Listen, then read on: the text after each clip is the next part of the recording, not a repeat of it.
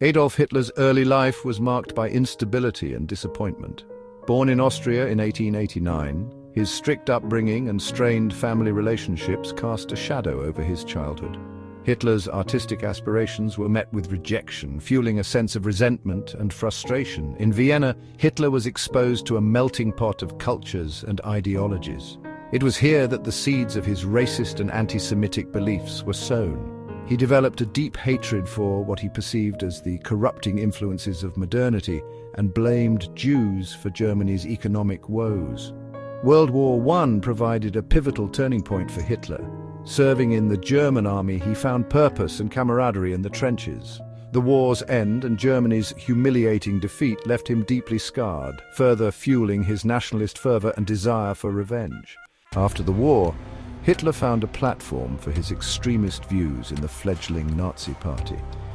His powerful oratory skills and ability to tap into the anxieties of a disillusioned German populace quickly propelled him to prominence. The Beer Hall Putsch of 1923, a failed coup attempt, only served to solidify his image as a defiant nationalist leader. While imprisoned for his role in the putsch, Hitler penned Mein Kampf, a rambling manifesto outlining his twisted worldview. The book became the blueprint for Nazi ideology, espousing racial purity, territorial expansion, and the creation of a totalitarian state. The economic depression of the early 1930s provided fertile ground for Hitler's message of hate and resentment to take root. The Nazi Party's popularity surged as Germans, desperate for a solution to their economic woes, were seduced by his promises of national revival and a return to greatness.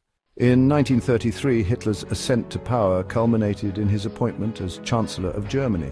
He moved swiftly to consolidate his control, dismantling democratic institutions and ruthlessly suppressing any opposition. The Enabling Act of 1933 effectively granted Hitler dictatorial powers, marking the end of the Weimar Republic and the beginning of Nazi tyranny. Under Hitler's rule, Germany was transformed into a totalitarian state. The Nazi Party's ideology permeated every aspect of society, from education and culture to the economy and the legal system. Jews were systematically stripped of their rights and subjected to increasingly brutal persecution.